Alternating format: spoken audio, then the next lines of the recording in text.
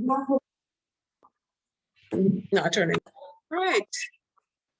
Okay, so welcome back to the orientation for 2021-2022, the Department of Sociology, Psychology, and Social Work. I'm Olivine Thomas from the Human Resource Development Graduate Programs Unit. And today we have our liaison librarian, Mr. Adrian Duncan, who is going to be discussing with us how you do citation and referencing using the APA style. Several of the units, psychology, HRD, and social work all use APA. Sociology uses ASA, but we'll do APA today, and perhaps Mr. Duncan can do an ASA session for the sociologists. But take it away, Mr. Duncan. I'm really grateful for you for to do this for us again today. You're welcome. It's always a pleasure, Ms. Thomas. So today we will be going through APA 7th edition. And for all students who are currently writing their paper, please ensure that you are using the most up-to-date version of the citation. If you don't have a copy of it, it can be located in the main library. You can borrow a physical version of it, and or you can choose to use OWL Purdue. OWL Purdue, I will give the link in the chat, so you will have access to it. All right, so let us dive right into APA and the general formatting of. I know persons are writing with their unique writing styles, so we'll take that into account while we're doing this session here. The first thing that I would say to students when you're starting off your paper, ensure that each source that you find that has information inside of it that you are going to use, that you / have used, I'm humbly asking for you to note the name of the author and the title of the article. With those two information, you can find back the article afterwards, just in case you're in a hurry to just do what you're doing, then cite afterwards, meaning then write up your reference list and or in-text citation. So, all right, as we rightfully know, when you're writing your paper, there are particular font sizes and styles that you would normally use. The University of the West Indies oftentimes asks students to use Times New Roman 12 for their font, their respective items that should be on your title page. So, and this I'm making mention of is for your final paper, if you're doing a final paper.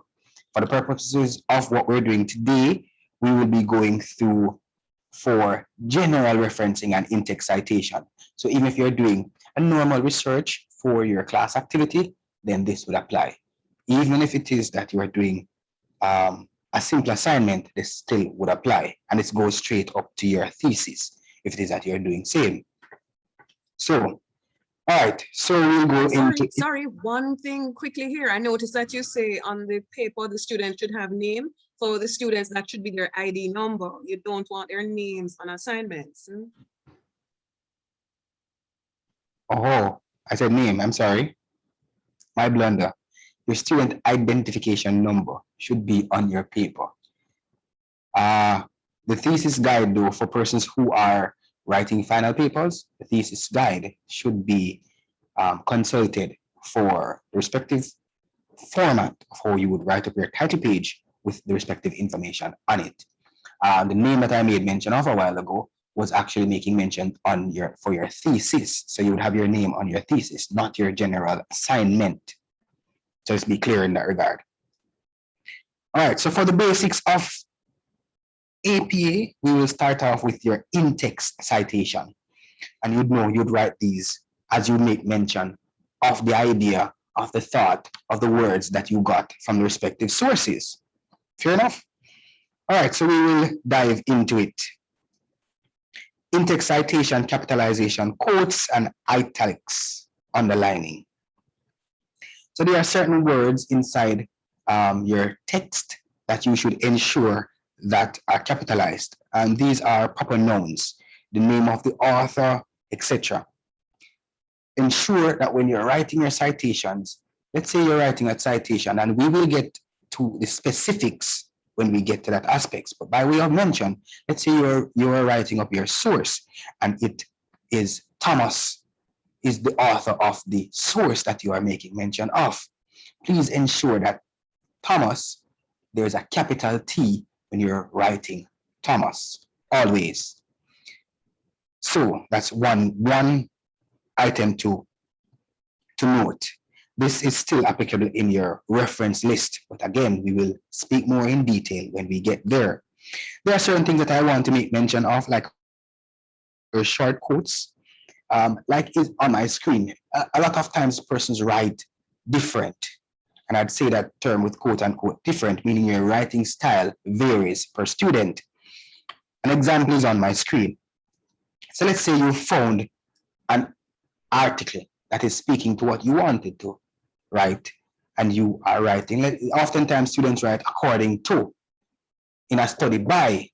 So if it is that you decide to write a short quote along these lines, similar to what is on my screen, according to Jones, 1998, then the format of how you indicate would be different. Meaning, if you already indicated the name of the author, as is evident here, according to Jones and the year 1998, then after you have made mention of the quote, then the page number comes immediately afterwards in parentheses, as is in my example here, meaning according to Jones 1998, and then open quotation, we have here students often had difficulty using APA style, especially when it was their first time. And if you notice, we had close quotation followed immediately by the page number. That is in brackets, as we often call it, or parentheses. P full stop, meaning it's just one page. That gives the indication it's only one page. That's P 199. What if it is that you were writing it a little bit different? Let's say you did not write according to Jones 1998, and you started off in a different format. The way in which you write, the citation will be a little bit different. And like I said, I'd make specific mention of these as we go forward. In-text citations a little bit further as it relates to authors. So when you are writing your citation for a single author, it's different from when you're writing your in-text citation for numerous, two or more, etc. A single author, when you're writing the information for a single author, you only need to indicate the name of the author, followed by a comma, and the year, and this is in parentheses, meaning it is in bracket. The first example here indicates similar to the first example that I gave for the short quote. As Ahmed 2016 mentions, so it gives the indication that I already know the name of the author as well as the date that it was published. The only information now that would be missing would be the page number. Like I mentioned before, this would follow immediately after the quote that you would have put inside. So let's say Ahmed did mention that the floor was dirty and needed cleaning. At the end of cleaning is a close quotation, and this would be followed by open parentheses, P full stop, and the page number. And let's, for this case, say the page number is 53. Then you would close parentheses. If you don't start off in this regard and you're only making mention of paraphrasing what Ahmed said, you are not slavishly quoting what Ahmed said, then this would be an how you would cite, meaning you would indicate Ahmed 2016 at the end of your citation.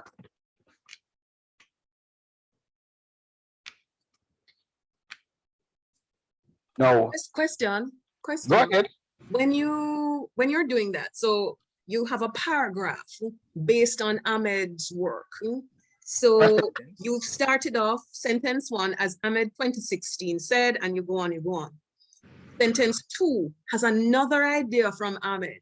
It's not a direct quotation. You write the idea down. At the end, you put Ahmed 2016. Sentence 3 has yet another idea from Ahmed.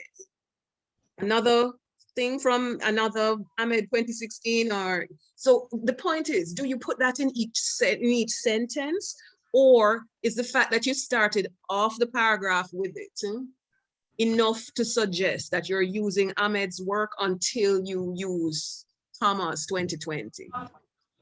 So let me be clear. So each sentence in that one paragraph is a quotation from one second.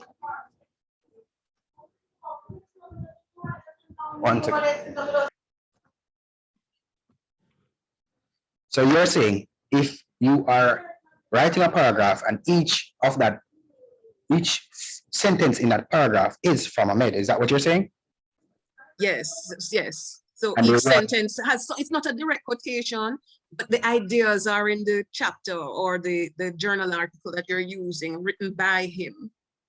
So it is the thing that you have to put in the citation on each sentence. You cannot just assume that the fact that you have it 1 or 2 sentences within a paragraph, a 5-sentence paragraph or a 6-sentence paragraph, that is enough.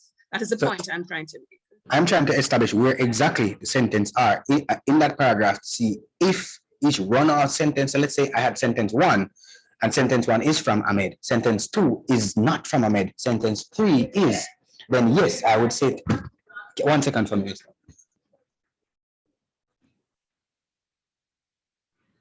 So as you asked, if you had 5 sentences in a paragraph and the article that you read is Ahmed 2016, let's use him as the example here, and you did not, and I'm being clear, you did not write slavishly what Ahmed said.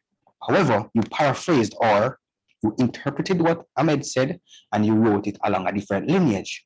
However, let me note, you got the idea from Ahmed, so you must give credit to Ahmed having given you this idea. So let's say sentence 1, you started off, according to Ahmed 2016, and you wrote your interpretation of what he said from that article in sentence 1. Sentence 2, you continued along the same path, having read page 16, same page from Ahmed. Then you are not required to put a page number at the end of each sentence. It's the same page number that you would be adding. You are only required to put the page number at the end of the paragraph. Now, if you had read Ahmed and part of what you got was on page 15, another part was on page 17, and another part was on page 30, the end of each sentence, you would have to indicate the page number for the respective pages that you used. So if Ahmed is a logos classicus, meaning a heavy material that is precedent in your era, then you are going to use it heavily. So I'm expecting that you're going to cite each and every aspect that you would have gotten an idea from. Page 15, page 17, page 18. If, like I said before, the idea is only from page 16, then you're not required to put page 16 at the end of each sentence. Okay, what if Did I answer your question? Yes. What if I then had a 6-sentence paragraph? I use Ahmed 2016 and I use Duncan 2021. So I've read Ahmed's article and I've read your article, and I'm combining those. So how do I do those? Combining those in the sense that you're writing about both persons, what they said? Yes, both persons, and they're not writing the same article. I've read Ahmed's 2016 article and Duncan's 2021 article. So if you're citing 2 authors, that's what let me see if I got what you're saying. 2 authors saying the same thing? Yes, so I write something. The APA manual recommends the use of author date citation. Ahmed brackets, just before the full stop, after the citation structure, open brackets, Ahmed 2016, Duncan 2021, full stop. So I got that from 2 sources. That idea came to me from 2 sources. You're saying that I go into sentence 2 and I say something else that I read only in Ahmed. I didn't read it in Duncan 2021. And then I go to sentence 3, I bring in Thomas 2019. And then I go back to sentence 4, Ahmed and Duncan in 2 separate articles said something that I'm using in sentence 4, that sort of thing. So I'm juggling articles to build a discussion. Got that, but let me see if I got that a little bit clearer. So you're saying that Duncan and Thomas wrote 2 separate articles. Yes. They're not co-authors, so separate. They're not co-authauthors. But you read them independently and you're making points on both. Yes, and it's just that you writing it? In that one paragraph, they don't all say the exact same thing. So I use these ideas from Ahmed, I use these ideas from Duncan in sentence 1. Thomas didn't make any mention of anything in sentence 1 that is useful to sentence 1. In sentence 2, Thomas said something that follows very nicely to what they said. In sentence 3, Duncan and Thomas say something that is useful. Sentence 4, I go back to Ahmed and Duncan. Sentence 5, Ahmed and Duncan. Or Ahmed only. When you had Ahmed and Duncan, let's take it back there. In sentence 1, when you had Ahmed and Duncan, in that one sentence, you paraphrased what they said, or you wrote an idea of what Duncan said, and then you had a well, I got ideas from them. I have not used quotation marks and copied anything. I have just used the ideas that they have. They both said in separate works that the APA manual recommends the use of the author date citation, structure for in-text citation references, full stop. They both said that, not in the exact words, because Ahmed said that in 2016. Duncan is another person, another librarian who's writing about APA, and he said it in a different way. And I happen to use these 2 articles to make sure. I didn't want to just use one. I wanted to really make sure that I got this right. And I'm using 2 references to make that point. One from 2016, Ahmed, one from 2021, Duncan. But then in the same paragraph, I'm also going to be using Thomas 2019. And Thomas 2019 said something that I'm not using for sentence 1, but I happen to be using for sentence 2, along with Duncan's 2021 article. I'm not using Ahmed there. So I'm juggling these 3 authors in the same paragraph to build a sophisticated argument. That is the point. The argument, I'm trying to go for sophistication. So I'm trying to pull from different sources to come up with a unique idea, unique for me, in that none of them actually said this. But my last sentence in the paragraph is going to be a concluding remark that is an original idea to me. But you see, I don't want to be accused of having plagiarized them in sentences 2 and 3. I did say that Ahmed 2016 and Duncan 2021 said something in sentence 1. I want to know if I'm to give them credit for sentence 3, 4, and all of that. So Duncan and Ahmed only spoke in sentence 1 and 2. Sentence 3 and 4 had nothing to do with them, correct? No, they spoke in sentence 1, 3, and 4. Thomas spoke in sentences 2 and 3, and Thomas, a student, Thomas, is making a sophisticated conclusion based on the arguments that these 3 authors have made.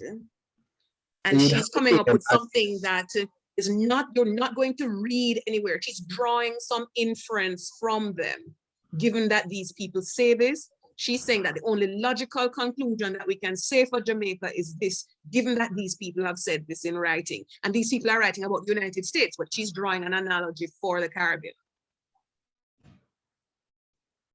All right, so if in sentence 1 and 2, you started off by saying the Caribbean is home to a lot of athletes who are dominating their area of expertise. At the end of that, similar to what I have on my screen, you would put open parentheses.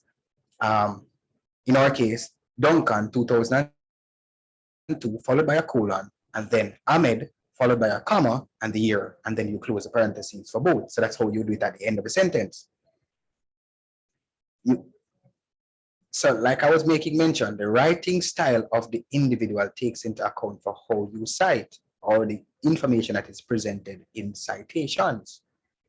So if you start off with the explanation of what it is, then at the end of it, you would put open parentheses and have the first author's last name followed by a comma, the year, this is immediately followed by a colon, a space, then the second author's last name followed by a colon, the year, and then this is closed in the parentheses. So that's how you would put the first two sentences that you cited from Duncan and Ahmed. Third sentence is from Thomas, so you'd have to cite Thomas individualistically. So you'd cite Thomas by him or herself. Fourth and fifth sentence, you said you went back to Duncan and Ahmed. So you'd have to cite those again because there's a break in your citation, the information that you had. So you put Thomas in between both. So you'd have to cite again the fourth and fifth sentence, Duncan and Ahmed. The sixth sentence you said was somebody else. So you'd have to cite that person on No, the sixth sentence is the student's original idea. Oh, well, if that's their original idea, they don't need to cite that. Fine. And you mentioned that there's a break. So if there were no break, so there is no use of Thomas 2019, you use Ahmed and Duncan in two separate articles, you cite them in sentence 1. How do you treat with them in sentences 2, 3, 4, and 5 if you are using their ideas but not using a direct quotation? Remember, I had said from the onset, whether you're using a direct quote or otherwise, as long as you consulted the work. So going forward, let us not consider direct quote in that regard to say you did not use a direct quote. The mere fact that you had to consult the article to give you an idea, then you have to cite it, direct quote or otherwise. The difference with how you cite direct quote or otherwise, that's just the only thing. A direct quote requires for you to indicate, depending on how you write, you would indicate the name of the author and the date at the front of the sentence and then the page number at the end. If it is that you are not doing a direct quote in that regard, then at the end of the sentence, or again, based on how you write, you indicate the author's name and the year. So it's again based on the writing style of the individual that you're taking into consideration here. Did I answer your question? Not really.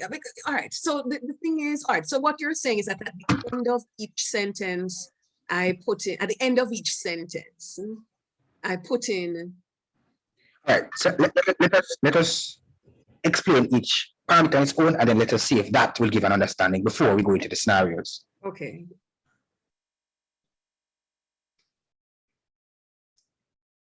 Because to be fair, Mr. Thomas, at the end of the day, the writing style of the individual is taken into consideration. No, I understand that. If a student writes, like what is on my screen that says research by Thomas and Duncan, then they'd have to indicate the year in a parentheses immediately after the person's name. But the page number is not required until after the quotation or after the quotation. So that aspect is a little bit different.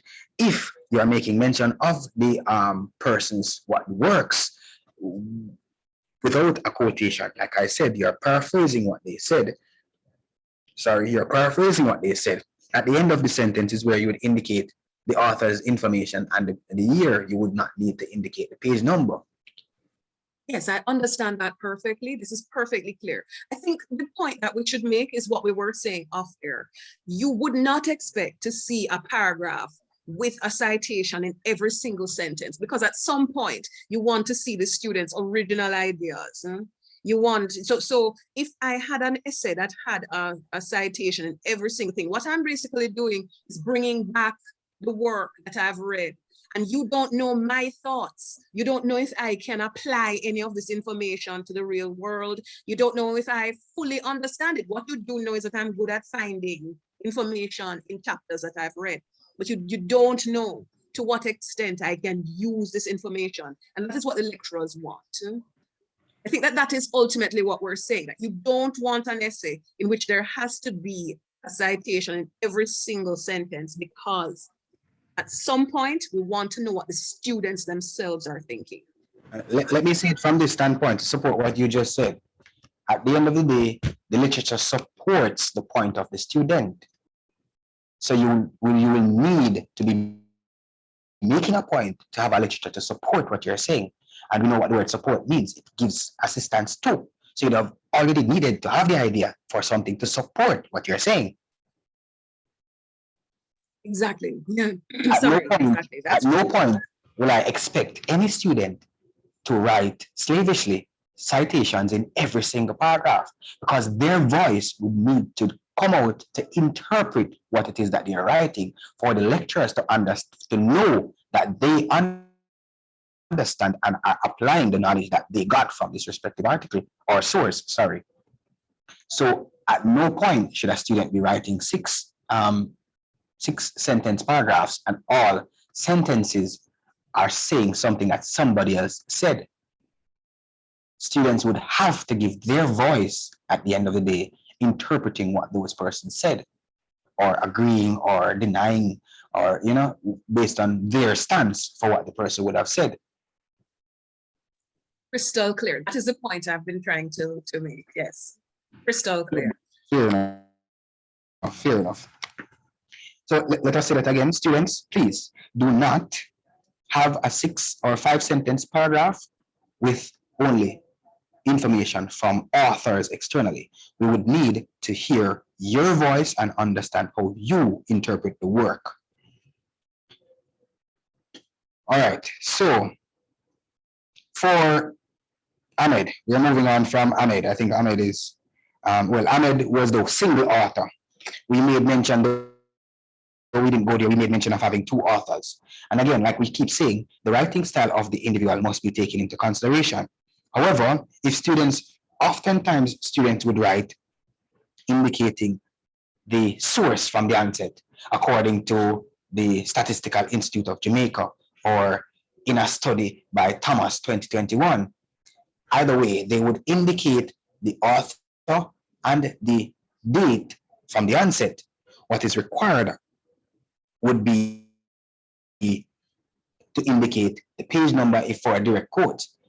However, when one is citing, works by 2 authors, it's depending on how you are writing. Again, so let's say you're writing research by, what the example on my screen, research by, and we put names here, Duncan and Thomas, 1994. If you notice, when you are writing, there is the A and D in the sentence format.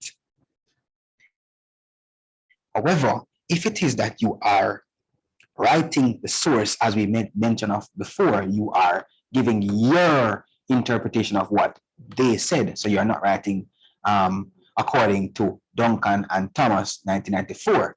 You're writing, the Siberian podcast is the best podcast on the University of the West Indies campus, and this is your interpretation of what they would have said. At the end of it, you would indicate Duncan ampersand Thomas 1994. And I hope you realize the difference. When you're writing here, you have the word spelled out A and D. When you are writing here, you have the ampersand sign. That is a requirement of APA 7th edition. So at the end, so this is your direct quote, and this is your paraphrasing the end of your paragraph or the end of your sentence, whichever applies. The difference is the and the ampersand. So like I said before, let's say you are writing an article and you said, research by Thomas and Duncan, 1992, supports the point that the University Library is the intellectual hub of the Caribbean, end quote. At the end of that quotation is where you put the page number, because you already indicated the name of the author and you already indicated the year of the publication. So the only missing information would have now been the page number. But let's say you are not writing along that lines. You already synthesized the information and you're providing your interpretation of what they would have said, and you are writing the University of the West Indies is very innovative, and it allows for students to foster their own intellectual development through practical experience. At the end of that, remember that this would have been something that you wrote. This is no paraphrasing. This is an idea from you. This is an idea, from Duncan and Thomas.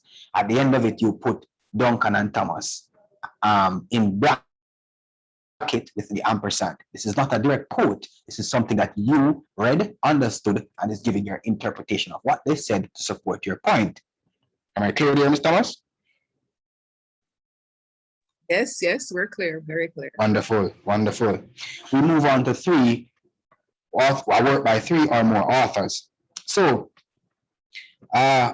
before you would list all the names of the authors.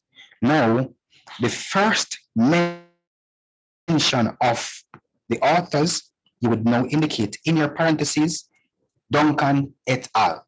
So if you have a in-text citation and there are three or more authors on that work, Duncan, Thomas, Lewis, Anderson, Macmillan, continuing, as long as you have more than three or more, the first mention of that in your in-text citation, you would indicate Duncan et al.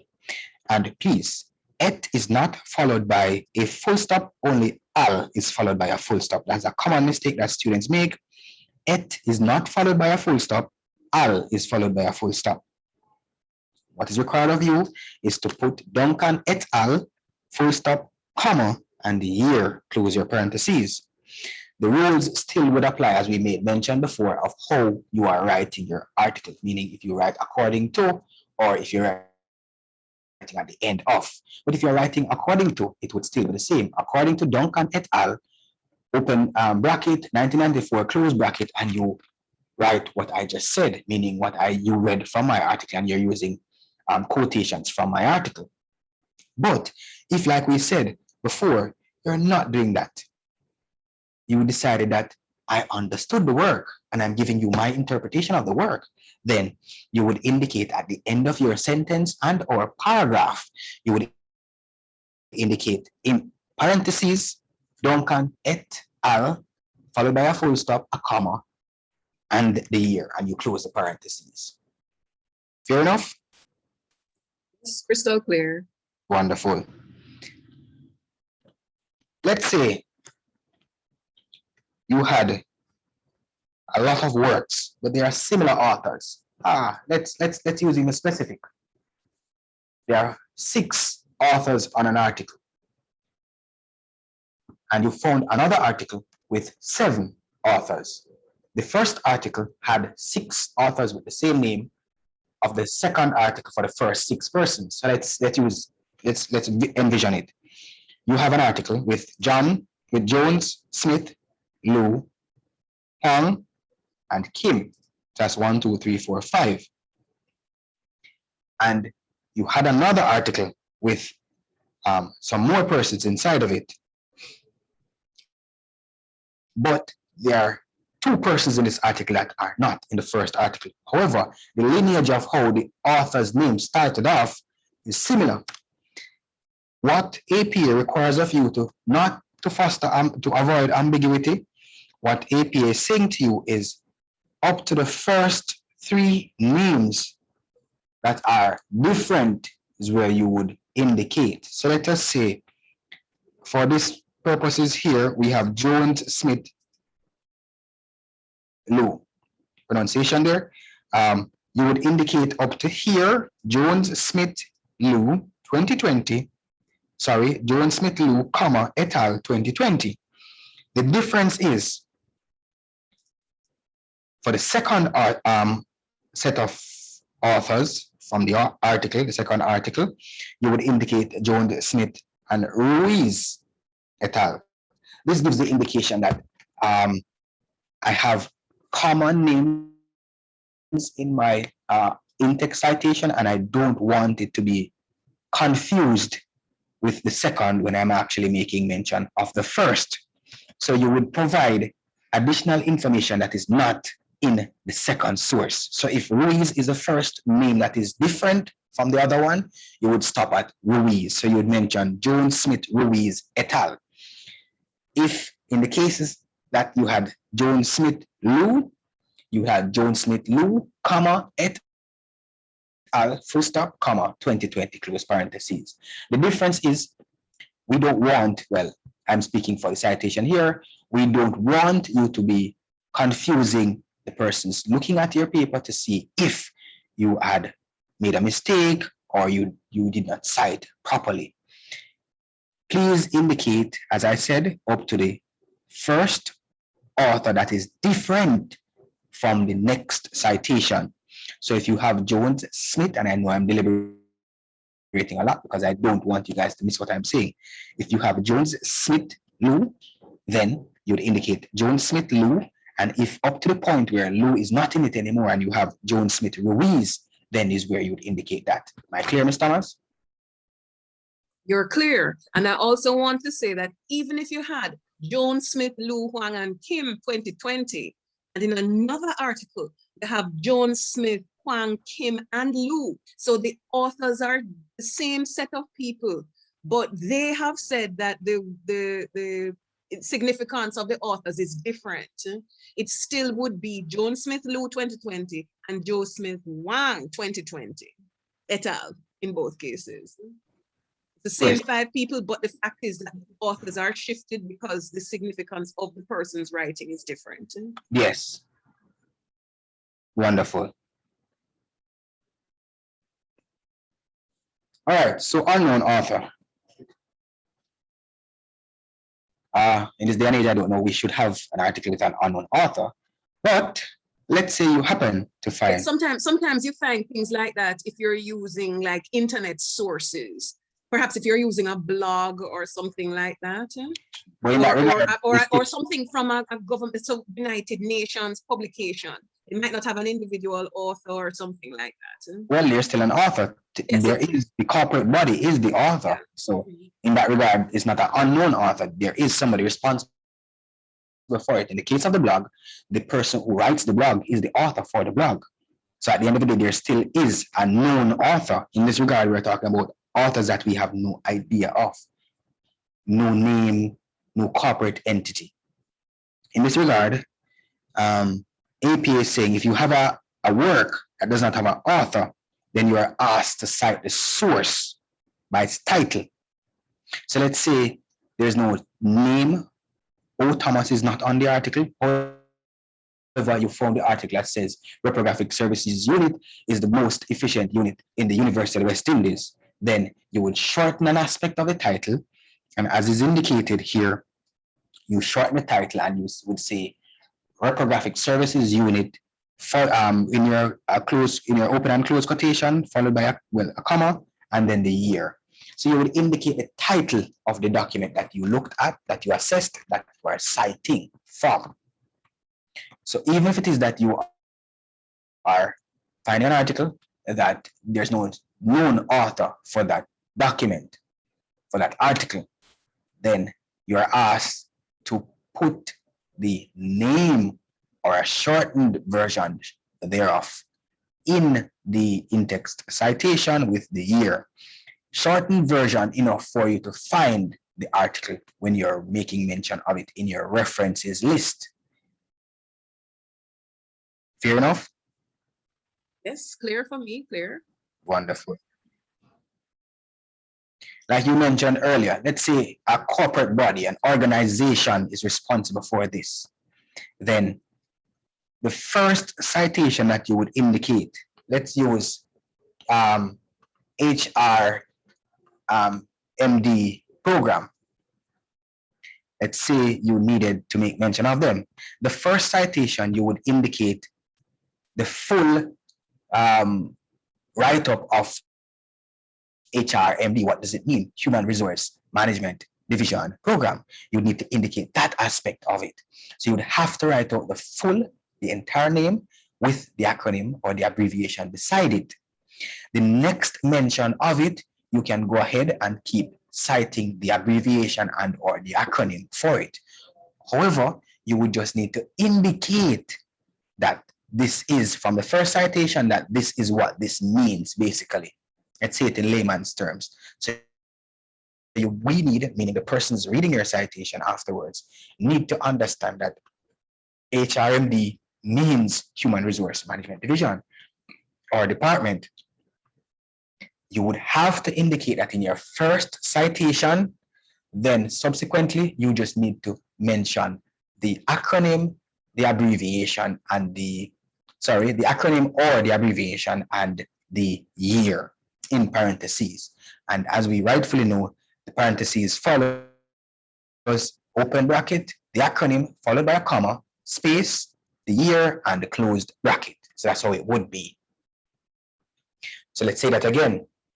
If you have a corporate body, an organization, the University of the West Indies, the Department of Sociology, Psychology, and Social Work, or the HRMD, as long as it is an acronym that you are going to be fostering after the first citation, for the first citation, you are required to indicate what that means. So you have to indicate HRMD and tell what HRMD means.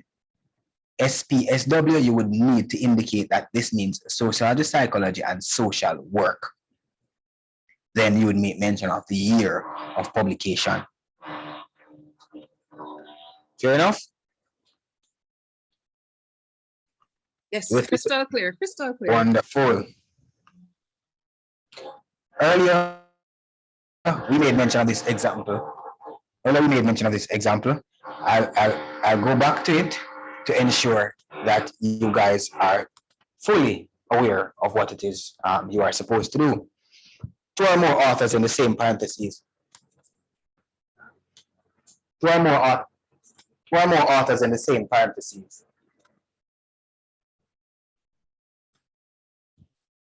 Let's say, like Ms. Thomas indicated earlier,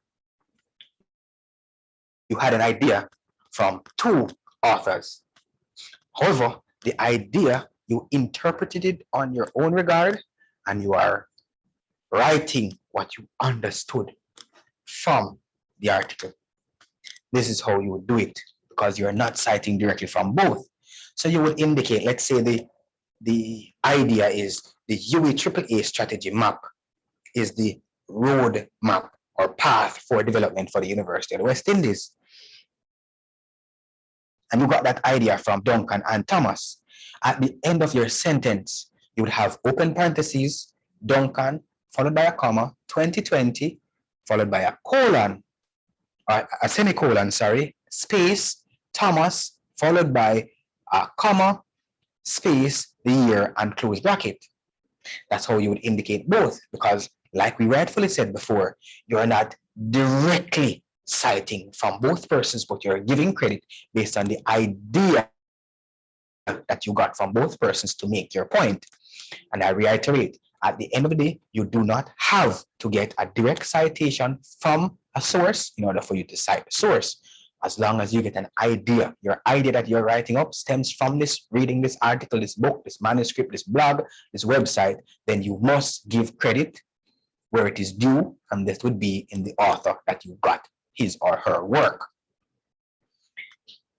Fair enough? But let us go a little bit further.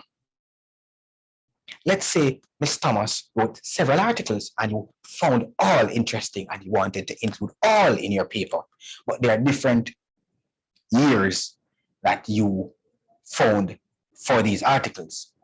So what the citation requires for you is, let's say like before, you wrote up your interpretation of all of these in one and you're not directly citing from any. Then at the end of what you wrote up, your interpretation, you would put, and you're summarizing all of the articles, so to speak, then you would put Thomas, followed by a comma, and then you would indicate going in date order from the oldest to the most recent. You would go in date order for the year of the sources that you're indicating that Ms. Thomas used. So let's say Ms. Thomas wrote an article in 1995, she wrote one in 1997, she wrote one in 2002, and for one, you did not see the date. Now, for the one that you did not see the date, you would have to indicate that one first. That is indicated by N full stop D. It gives the indication to anybody that's reading your article that there is no date available for this publication. Then immediately after that, you would have your 1995 followed by a comma, your 1997, followed by a comma, your 2002, followed by a comma, and your 2021, and you close the bracket. So what I'm saying in a nutshell, as long as you are citing from one person with several articles over a period of time, meaning different years, then you can choose to collate the information in this regard, especially if it is that you are not citing directly from the source, from each year's source, sorry. So if you're citing though from each year's source, that is self-explanatory because we went up there already, but I'll reiterate.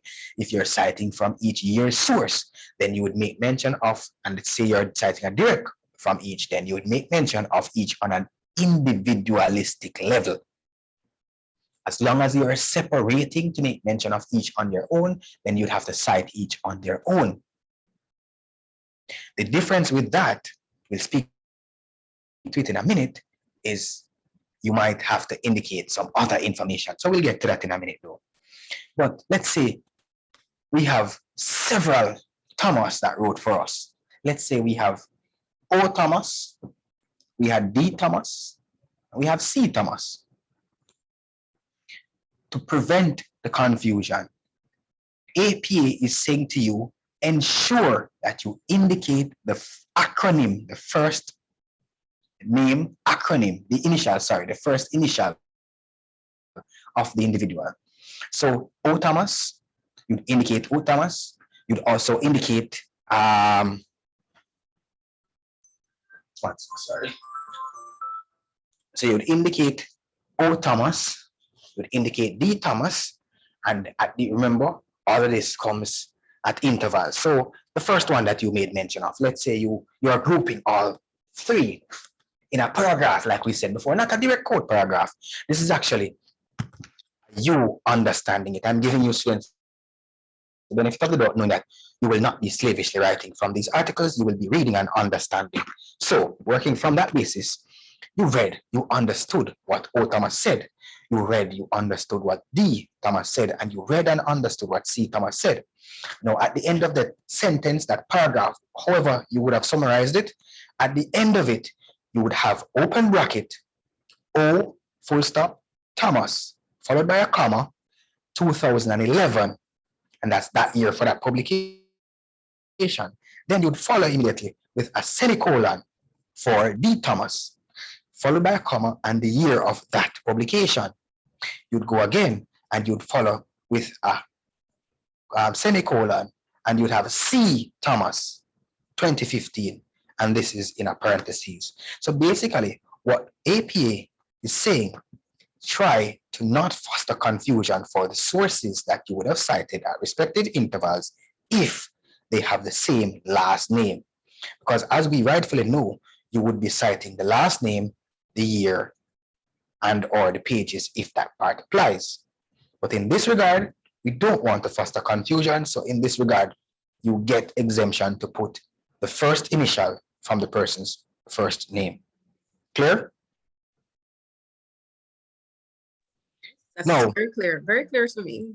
No, Ms. Thomas is an academician and she writes heavily. So she wrote several articles in 1 year. You wanted to make mention of, you found all articles interesting and you are getting information from it. Now, based on what the example on your screen, what is required of you is to put now a lettering system beside each, indicating what came before what. So let's say you're writing now and you got information from, might not be direct quote, from Thomas, and Thomas wrote an article in 2020. The first article you would say, let's say you started your article by saying, according to Thomas, open bracket 2020. Immediately after 2020, you would start with your first letter, alphabetized listing. So you would start off by putting the small a common letter A, in the bracket before closing it. Then you would continue and you'd make mention of. So you would close that sentence and you're continuing to your second sentence, and you're saying, however, in another article written by Thomas, and you go again, and you put Thomas, comma, 2020, and this is article B. I hope you guys are following. So it gives the indication that all the articles are in the same year, all the articles are from the same person. However, they are not the same article, so I differentiated them here in our works cited list with a ABC listing. However, in the reference list, you'll realize that they are treated with different. We'll get to the references in a minute. But for your in-text citation, you would have to employ now an alphabetized listing for the articles from the same author in the same year. Follow with me? Yes, yes. Wonderful. All right, so. No, you passed over, yes, personal communication. Yes. Personal communication, interviews, letters, Miss Thomas wrote you, somebody in person spoke to you. What APA is saying to you is you would need to indicate who, the medium, and the year. Let's break that down. So let's say, oh, Thomas spoke to you, and this was a personal communication. She emailed you, and she gave you some information. Now, you would have to indicate that, oh, Thomas gave you this, and it was a personal communication, and the date that you got this communication, and or you spoke to her. Because if it is that you spoke person to person in face, that is also taken into consideration. However, what APA is saying to you is, when you're citing or making mention of this in your in-text, you'd have to indicate the person who said it to you. So, O Thomas, you'd have open parentheses, you would have O Thomas followed by a comma, and you would indicate that this is personal communication. No, you don't have to indicate that this is an email or a letter, an interview. Personal communication sums up the entirety of those. They fall under that banner. So once immediately after the comma, you put personal communication followed by a comma and the date that this communication happened. So you spoke with Miss Thomas last week. Yesterday was the 22nd of July.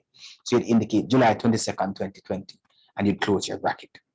This gives the indication that it's a conversation, it's an email, whatever it might be, it's a personal communication from that person that I got this information. So they are still giving credit, though the person didn't write an article, though the person didn't have anything in a formal journal or anything like that, or a blog or a website.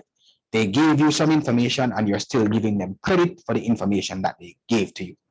I think persons take it for granted when persons have personal communication with them. They take it for granted that they could just choose to write up the information without giving credit to who they got the information from.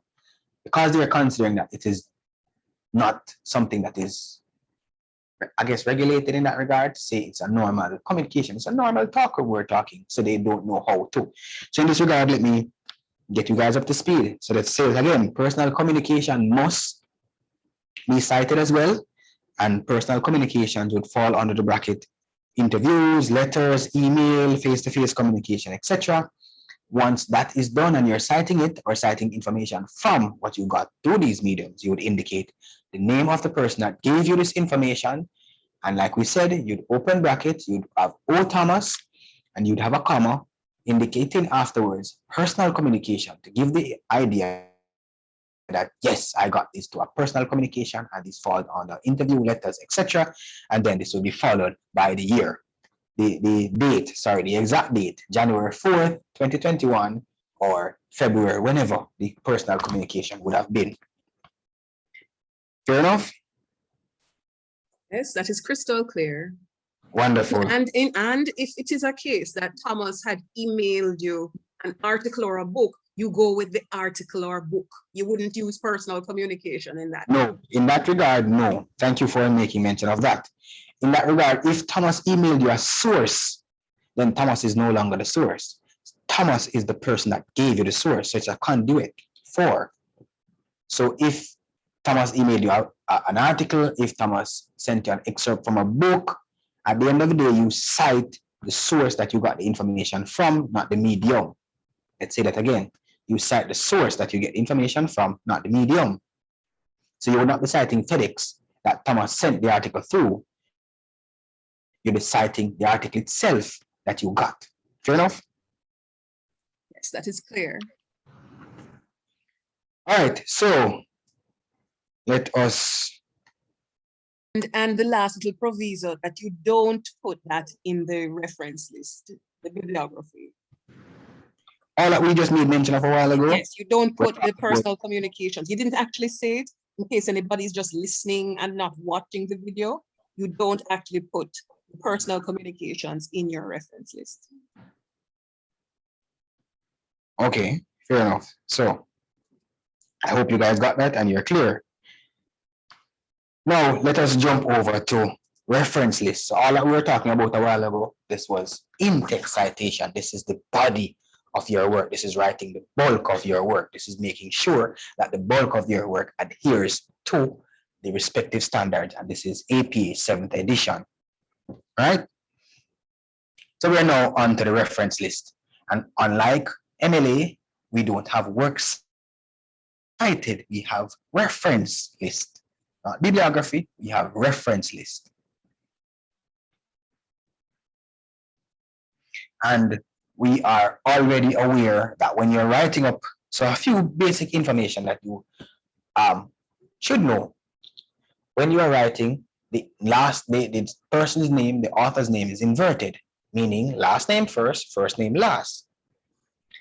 That's 1. 2, your reference list should be alphabetized, meaning it should be in an alphabetic listing from A down to Z. So you'd start off with A and you'd end at Z, Z, whatever you pronounce it as. To be fair, the middle name of the author is not a requirement, but if you have it, you can place it inside of it. When you're putting it inside, you don't need to put the entire middle name. So you would not be putting St. Patrick inside there or St. Albin. You just need to put the initial. So if it's an easier initial like a Andre or a David, you just put A or D in that regard. If it's a St. Patrick, you'd have the ST full stop P. All right. And remember, we said before that it's an alphabetized listing, but we'll get into that right now as we start off. So, reference list as it relates to authors. Single author. Remember that guy we were making mention of earlier, Ahmed? Yes. So we're using Ahmed again. Ahmed is a single author, and Ahmed wrote this book, and we go straight forward. Ahmed, well, like we said, is inverted. So we'd have Ahmed followed by a comma and his first initial, S. This is followed by a full stop. Immediately afterwards, we open bracket or parentheses as we call it, and we put the year 2012, 2021, 1998, whatever the year be for that respective publication. Now, for this book, we'd have the title of the publication, and this is in italics, meaning the title is italicized. This is followed by a full stop and the publisher's information. The name of the publisher, and that's what you have there for Ahmed, generally, as a single author. However, let's go a little bit more into the technicalities for. Now, let us say we have more than one. We have 2 authors. We have Duncan and we have Thomas.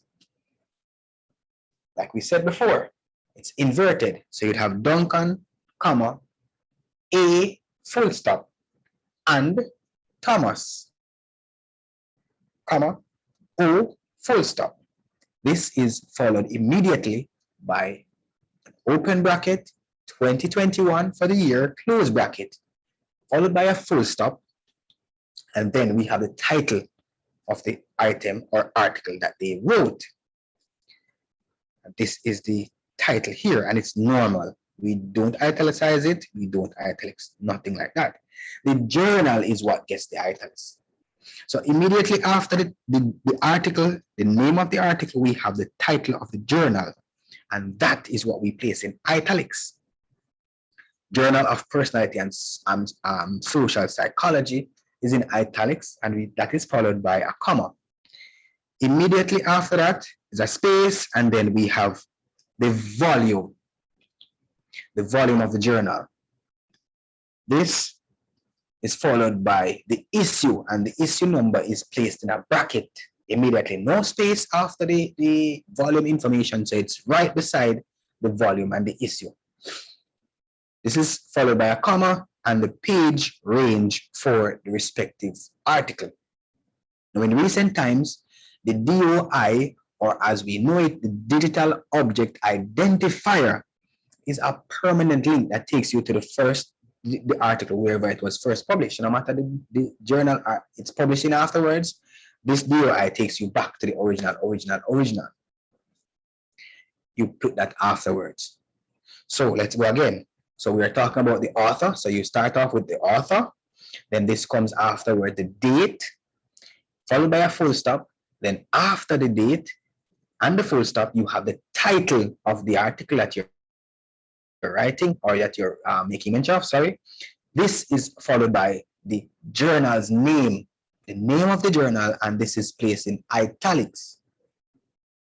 Immediately following this is a comma, and then you have the volume. Don't put the word volume, you actually just put the number, the volume number from the respective journal, and this is followed by open bracket with the issue number, and you don't need to put NO inside of it, you just only need to indicate the number itself. So if the issue number is 1, you put 1 inside the bracket. If it's 15, you put 15 in the bracket. If it's issue 3 and 4 in one, then you put 3 and 4 inside the bracket. This is followed by the page range for that respective article. So you would indicate 117 to 143, and there you would find the article that you're making mention of. Following me so far? So issue 3 and 4 is 3&4. The 3&4, yes. Not the word A and D. Thank you. 3 to 20 articles, authors, sorry. You remember when I said before that you put et al. Inside of your in-text citations when you are making mention. Now, a little change in APA citation from the 6th to the 7th.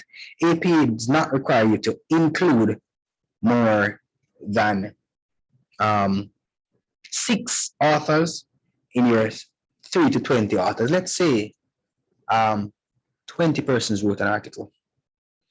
In the reference list, you are only required to put the first 6 authors' names.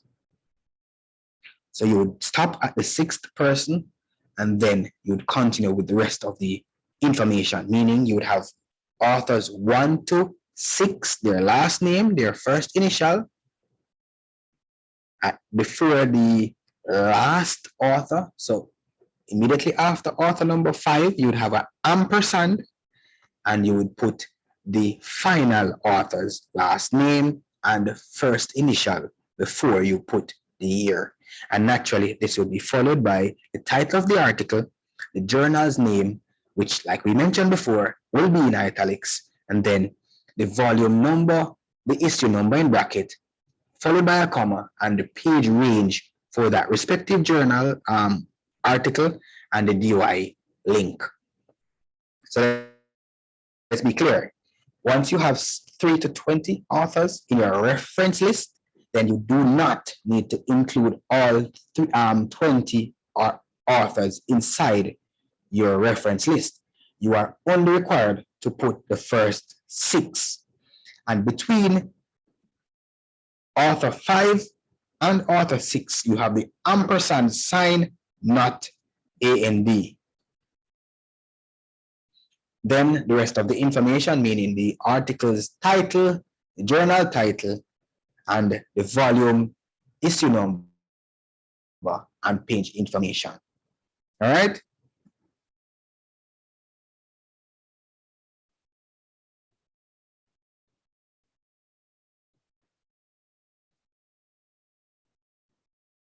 Okay. So let's say you found an article that had more than 20 authors inside of it. Naturally, as we have been doing before, you know that you have the last name and first initial, and that is followed by nobody to use this example. All right, fair enough, because I know they might not be finding, but just, you know. No, I was just saying I wouldn't bother with this.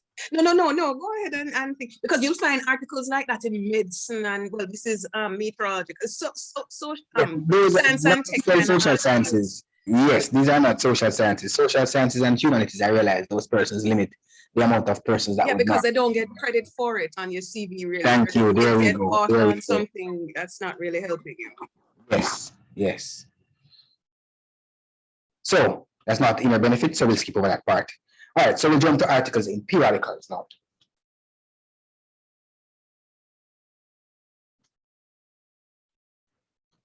And we all know what a periodical is. That's a journal. So for layman language, we're talking about a journal when we made mention of periodical. And journal articles are what your lecturer expects you to use. And I said this before, I'm saying it again. When you're searching for articles, ensure that the year gap they're within a 10-year range, and this helps with your getting current information for your respective topics. A lot of things can change outside of a decade. I know a lot of things can change in 5 years, but it is expected that you get articles that are within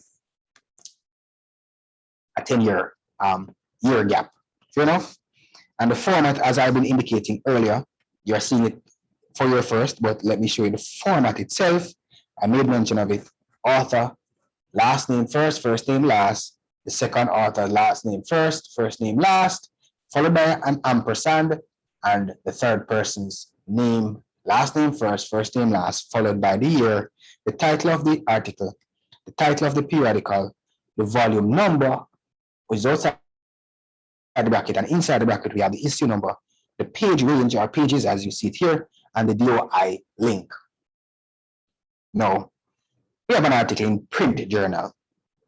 So in print, what we're saying to you is the format here is what we want. However, the difference with this format is you don't need to give us the DOI information. The difference with the print and the online is the DOI. You won't have a DOI information if it was not online. So article in print journal. So let's say Duncan wrote an article in a journal, and you're writing up that print journal. You'd have Duncan followed by a comma, a full stop, the year in parentheses 2021 followed by a full stop, and you'd have the title of the article, a library at the touch of your fingertip, and this was placed in the Library High-Tech Journal, and you put the Library High-Tech Journal in italics. This is followed by the volume information. I remember we said you only need to indicate the volume, which is volume 35, and inside the bracket is issue number, which is issue 5, and you close the bracket, then a comma, and this is found on page 5 to 13. So what we're basically saying is ensure that you have this format and have this format correctly. You will follow it slavishly. Ensure that each comma is placed at the correct place. Ensure that each full stop or period, as you know it, is placed at the correct place, and ensure that the part of the article, meaning the article name, that is supposed to be italicized or italics, is placed in italics. All right. The material difference with a print journal, an article in a print journal, and an article in an electronic journal is the use of the DOI. So the format standard in terms of what you will be including in both online or print journals The material difference is the DOI information. So you'll have the same information in the electronic journal that you will be capturing: the name, the year, the title of the publication, the source, meaning the journal itself, the volume, the issue number in brackets or parentheses as we call them, followed by a comma and a space, then the page information. Now the DOI is here. The DOI is on all articles that you have. So it's oftentimes on the first page or sometimes indicated in the lower bottom of the first page, but it's always there. If in cases where you don't have the DOI, then you will find the link that gave you access to that respective article, and you would use that instead. And it's actually made mention of here. If you don't have it, use the URL. All right? And this is an example of how they use the URL. So you could have found it in JSTOR, but you just need to indicate, you did not, have the DOI, so you need to indicate. So all the information is standard: the name, the date, the title, the source, meaning the journal's name, the volume, the issue, and the page number. The material difference is you don't have a DOI, but you have a HTTP, meaning a URL link. This will take you back, because not always all DOI articles have DOI. Once there's none, then we're asking for you to use the URL. So either you have the DOI or the URL, and you have to indicate either or when you're ensuring, because you need to indicate that to ensure that we understand that it's not an electronic journal that you have that you have used an electronic journal and not a print journal.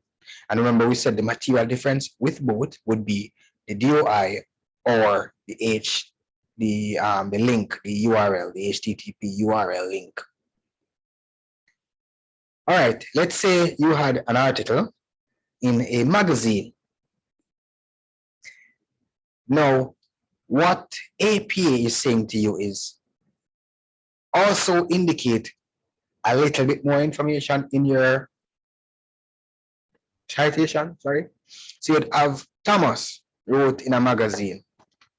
And oftentimes magazines are published at a particular period, like a monthly basis, a yearly, a fortnightly basis, etc. So if you're writing from that perspective, or using that source, then you would indicate Peter Zell, followed by a comma, the year. But when you're putting in the year, ensure that immediately after the year, you put the month.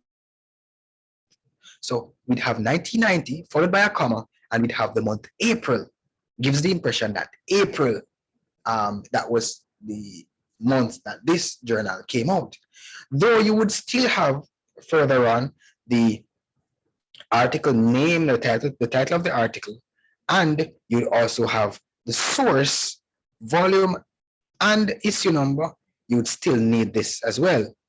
So ensure that you have the author, the year, the month, the title of the respective publication, and the journal or the magazine in this regard where the article came or was featured, that you read it in, and the rest of the information, meaning the volume, the issue, and the page number or page range, because articles are oftentimes more than one pages. So you have the page range. Let's say you found something in a newspaper. The information would be similar to that what we would capture from the magazine. However, newspapers are not volume or issue numbers. So you would need to indicate that same author, last name, first name followed, a full stop afterwards. In the bracket, you have the year, followed by a comma, and the same month that our newspaper came out. And you would indicate the name of the article that you read and the source that you got it from.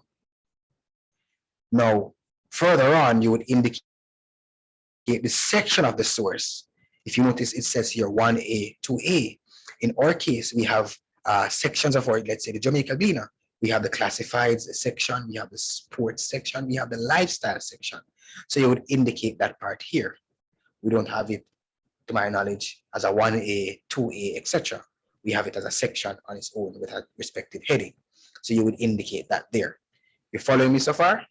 But I've seen we have page 1A, page 1B, C1, and all of that. You have that in our newspaper here? Yes, in the Gleaner. Well, as long as we have that, then you can put that. If you don't have that information, you can indicate the section that you got it from. So as long as this information 1A is available on our Gleaner, bear with me, I'm not really a big Gleaner reader.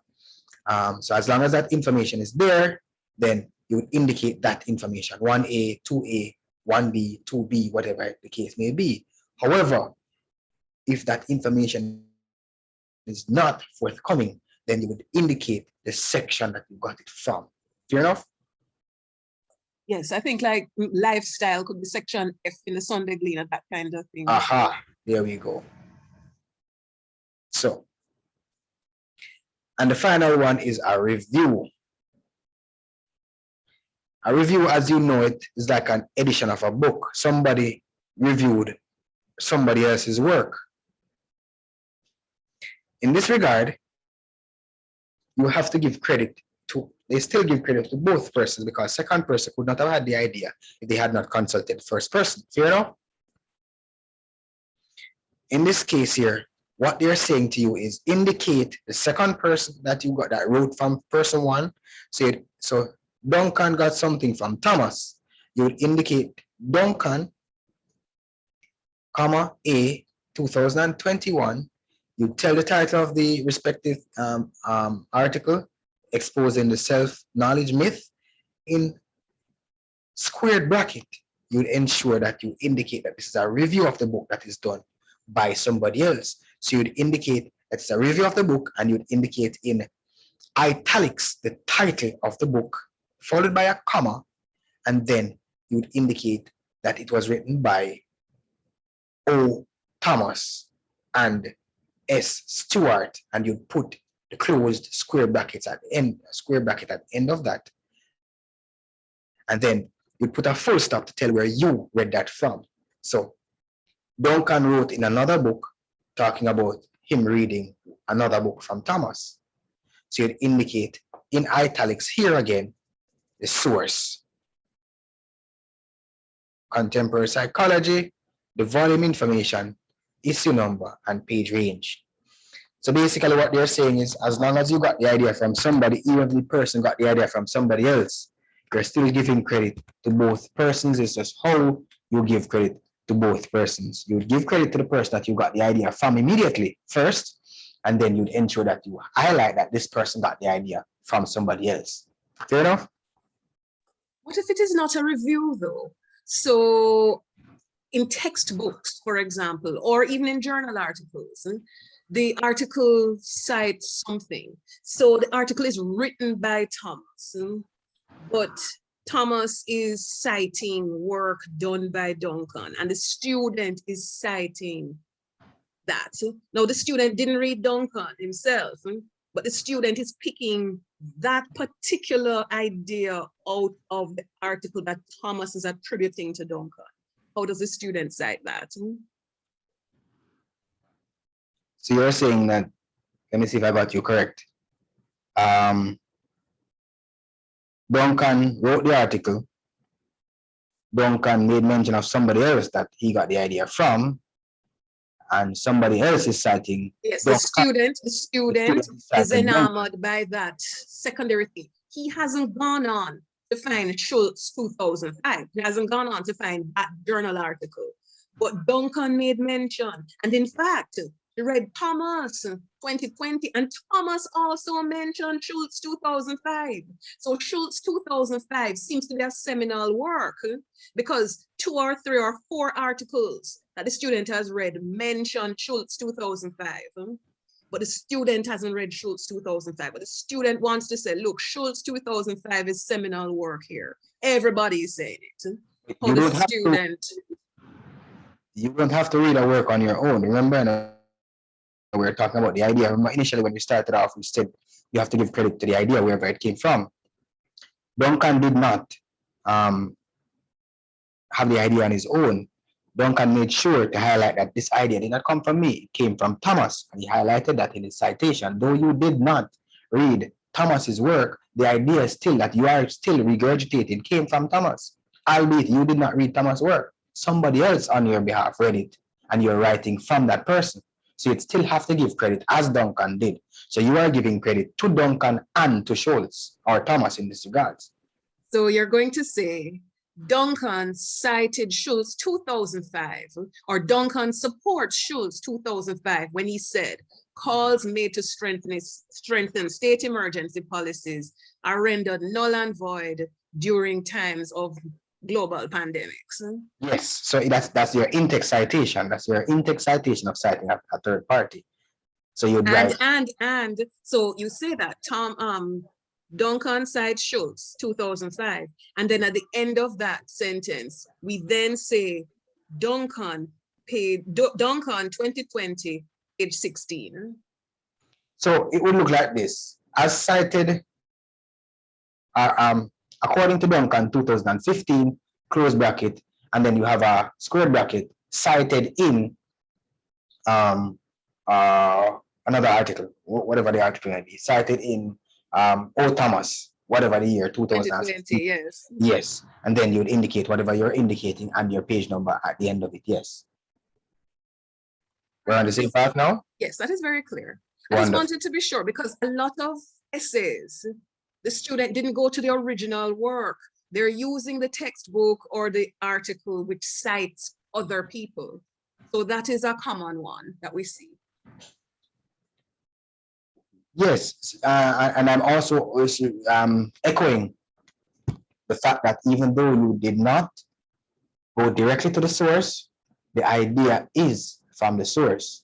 You just didn't get the idea from the source, but you got it from who got it from the source.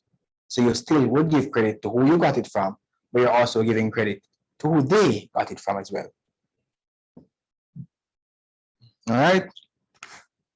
Yes, this has been very clear, and I'm also seeing why it is that we see some really high percentage rate returns when we put things to Turnitin, because it's so technical, you know, but with practice, I'm sure it will become easy. Yes, with practice, I'm guaranteeing students will grasp. And I'll say this again, I'm recommending that students use this in its electronic format, all Purdue. Let me just go ahead. I did mention, let me just go ahead and it's all.purdue, owl.purdue.edu. just put the link inside the chat. But the students aren't going to get. Oh, they won't get the chat. So it's all OWLPURDUE. So the actual email website is https://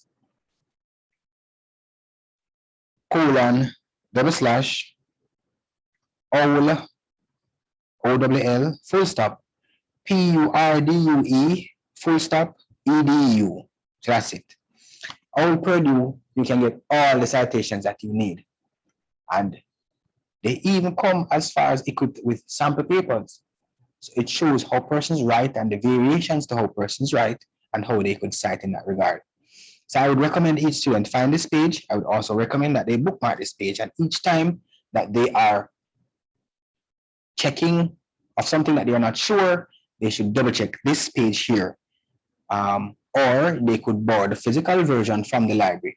That is not so convenient, so I'd recommend that they try to use this page here, All Purdue's Authority on Citation Styles Worldwide. And a reminder too, from a previous video that we discussed last week, that you can use the library when they have their journal articles. They do give help with citations. You just go to the right-hand side of the journal article and you'll press that cite button, and it helps you to find your proper citation. So you're using APA, you're using ASA, you're using whatever it is you're using. You put it there and it will do it for you. You can copy and paste that. Yes, you just take it from. But please double check each time you're taking a citation from, please double check that citation generator is up to date with the respective citation edition of the citation. Yes. Sometimes they might be a little bit dated in the edition before. So please double check. All right, so we are now on books, book formats for citation, and this is still our reference list that we're talking about. The basic format of how we know this already: last name first, first name last, followed by the year of publication in bracket, and then the title of the work, which is italics. This is followed by the publisher, name of the publisher, and if there's a DOI, then you can put a DOI. Now let's put that into practical example. We have an example: Stoneman.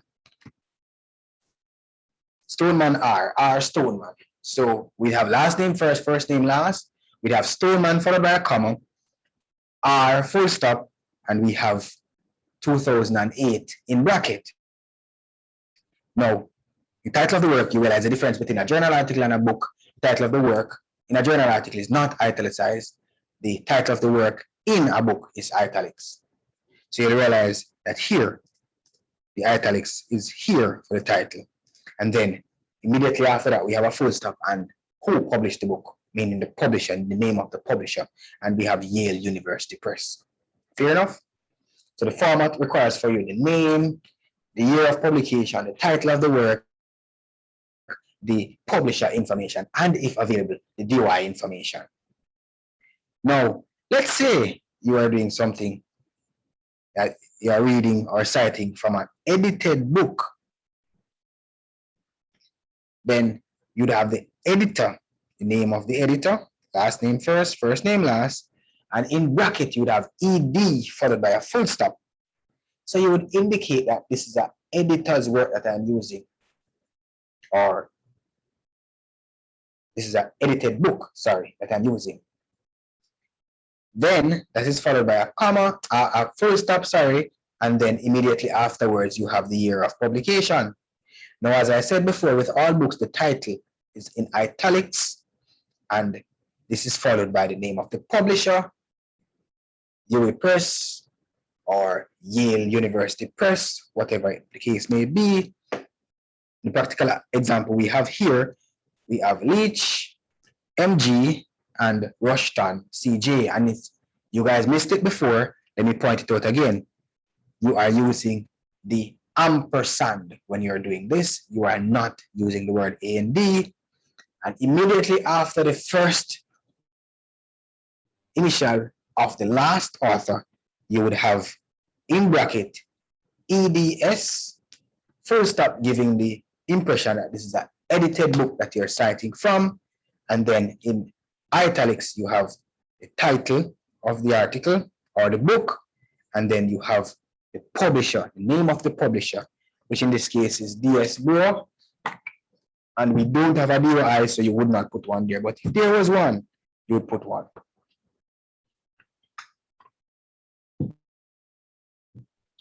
So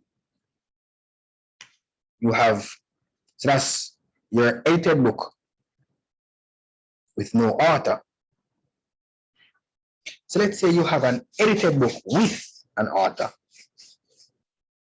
You would indicate the author's name first, then the year of publication, the title of the work, then you would have the editor, and you would have the person's name as is, meaning O. Thomas, A. Duncan, C. Celestine, D. Brown, whatever it is. You do not invert that name at that time. You would have it in the bracket, and you'd have the person's name followed by a comma, and you'd have ED full stop. Then you close the bracket, giving the impression that this is the edited book, the editor that you got this information from, and you'd indicate the publisher. Fair enough? If it's an original work was published before this, then you can indicate the original work publishing date, and you indicate original work published, and you give the date, 1469 to 70. 2001 to 2002. A translated work. I know a lot of students will not be using a translated work because they would have to need to understand what they're reading first, which sometimes they don't know. But just in case you found something that you can translate or you have translated to your good friend Google, then you can indicate that you got this article. The difference with this now is where the editor's information is in the original, in the example that I just said, the translator's information will be there. So you'd have the author, followed by the publication year, then this is followed by the title of the work, and then in bracket you would have O. Thomas, followed by a comma, and then you have trans, T-R-A-N-S, shortened version of translation, T-R-A-N-S, full stop, and then you have close bracket. Now, immediately after that, you'd have the publisher's information, and if it's Hackett Publishing Company or UE Press, you put that there. And like we mentioned earlier, if you have the DOI, then you put that immediately after the original published year. So you'd indicate the year that this was originally published in. In a previous thing that we did last week, we mentioned that sometimes you might find an article. Remember, we found an article that was written in Serbian or something like that. Yes, yes. We used the English translation of the original Serbian document. So it is something that could happen to a student in the sociology department. Yes, yes. Hence I did indicate that you might find an article, but sometimes it can be translated for you through Google, because we see that feature in Google itself. There are a lot of documents that are, you can ask it to translate it for you, and it gives you the English version of said article. So you are able to, because oftentimes we find abstracts that are in English, but when we find the actual article, it's in another language, and the abstract whet your appetite and you really want to use it. So you can translate it using our good friend Google there, and you can indicate that aspect here. Or if it was translated already, then this is how you do it. Fair enough? Yes, yes, Crystal. All right, so we will talk about edition other than the first edition. The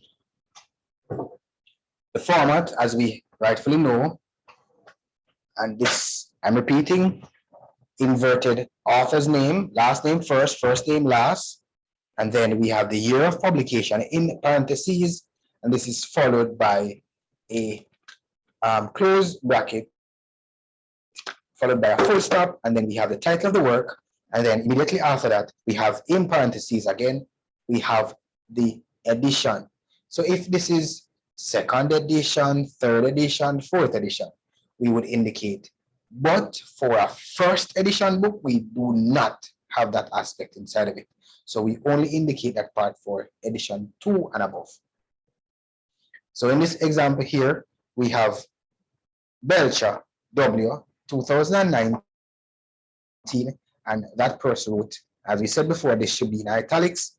That person wrote, writing your journal article in 12 weeks, a guide to academic publishing success. At the end of this, you have open parentheses and you have second ED, lowercase ed, followed by a full stop and close bracket. So this is giving the impression that this is the second edition of this publication that I would have read to get my information from. And then this is concluded by indicating the publisher's name. In this case, University of Oxford Press.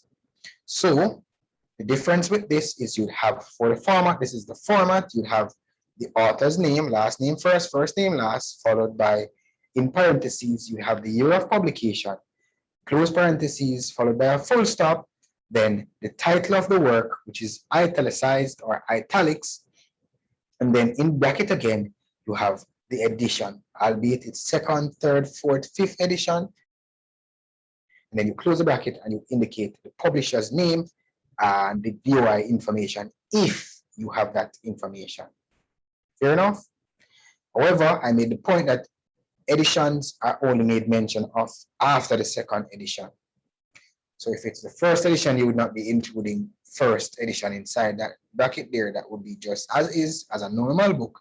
However, for a second edition, a third edition, a fourth edition, you would indicate that in your site reference list. Fair enough? All right, article or chapter in an edited book. And we will take, again, we already know that we invert all author's name when you're making mention of them in guard. And we already know that when you're making mention of it and we're more than one, we include the ampersand, not the word AND for APA citation. This is immediately followed by the last author's last name, then first name, and in bracket, we have the year of publication. Immediately afterwards, we have the title of the chapter. So if it is chapter 2 that talks about constitutional supremacy, if it's got chapter 2 that talks about socialization in the Caribbean, if it's chapter 2 that spoke about family and social development, then that's the title that you put there. And then you would indicate that it is in, and you would give in and put the editor or the editor's information there. So if it's more than one, you'd put both. If it's one, you'd put the editor information, and then you'd put the bracket. Editor's information in that regard means the person's name. And like we mentioned before, you would not be inverting the name at that point. You'd be indicating O. Thomas as is, and you would put in bracket ED full stop S and close your bracket there. Immediately afterwards, you'd have the title of your work, and then this is followed by page information, and the page information would be the pages for the respective chapters. Then your publisher's information, the name of the publisher. Last thing that you would have there is your digital object identifier. Your DOI, as we mentioned before, will be placed immediately if it is available. Right? You with me so far? Yes, I'm with you. All right. I'm keeping my thing muted so that we don't get any background from me. That's okay. So I'll jump over now to the electronic sources a lot of students would be using. Though I made mention of some, meaning the electronic journal articles and such the like, then you made mention of websites and blogs and all those things. Now I'm making using those as our example. So web page or piece of online content. Web pages are oftentimes written by an individual or a company. If in the case an individual author wrote this, then you would indicate last name first, first name last, the year, month, date, meaning year 2021, month is July, and today is the 23rd of July, and that is placed in a bracket followed by a full stop. Then you would have Mona Librarian, that's the title of the page, and then you'd have the site name, which is Mona Library. Immediately afterwards, you would have the URL, which would be www.umimona.whatever it is, and you get to the respective library's page. Fair enough? You can add the URL afterwards. So the difference with that, you don't need a DOI because this is not an online document like an article. This is a web page. So it's at a permanent location wherever that is. So you take that URL and you paste it here. All right? Though I did say articles, web pages, sorry, are not always written by individuals. Some are written by companies.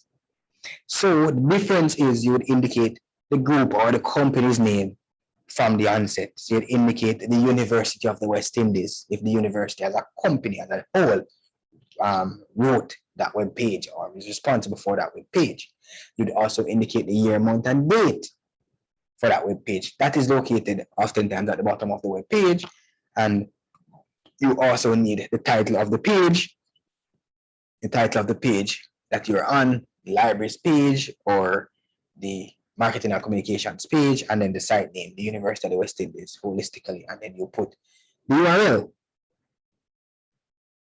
And an actual example would be here that we'd have American Society for the Prevention of Cruelty to Animals, followed by a full stop, the year 2019, followed by a comma, month and day. Month and day, November 2021, and we close our bracket. And immediately afterwards, we have the title of the page, which is Justice Served, case closed for over 40 dogfighting victims. And then we'd have the URL immediately afterwards. All right. So thank you. If in the case that the author is not listed, then you can go ahead and start with the title of the article. So you'd indicate title or of the page here, and you'd have the year, month, date, like we indicated before. The University of the West Indies is the name of the site, and you're indicating when you retrieved it. So you'll be writing retrieved, and you'd write the month, day, year, and you'd have the URL from where you retrieved that information from. Fair enough?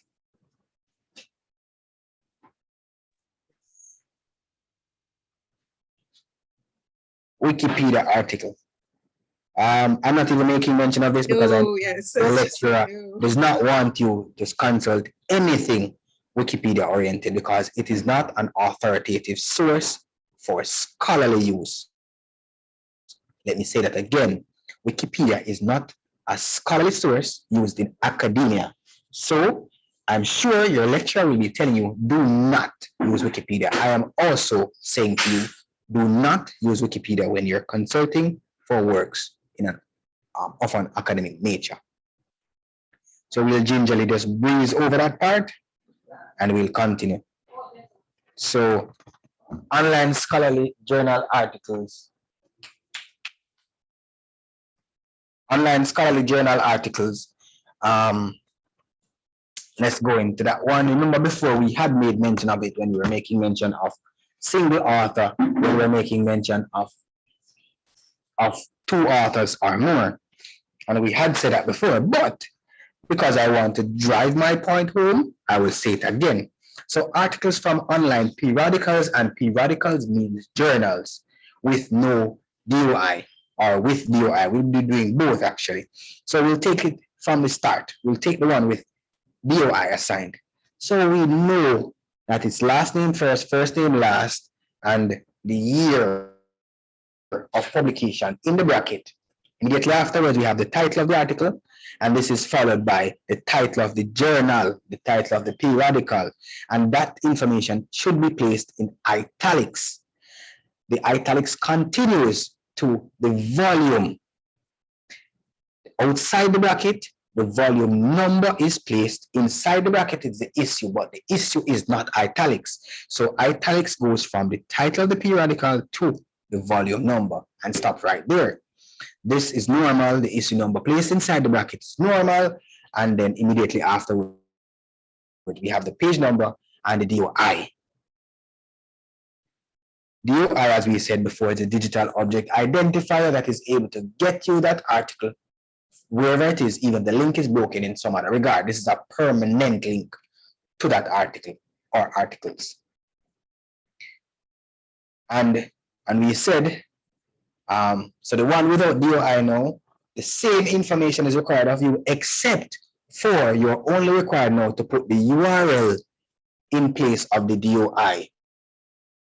And the URL would be the link that you got in your window bar at the top for that you can locate the article, for the article that you have specifically. So you'll copy the HTTP or whatever it is URL, and you'll put it on the end instead of your DOI if you don't have a DOI.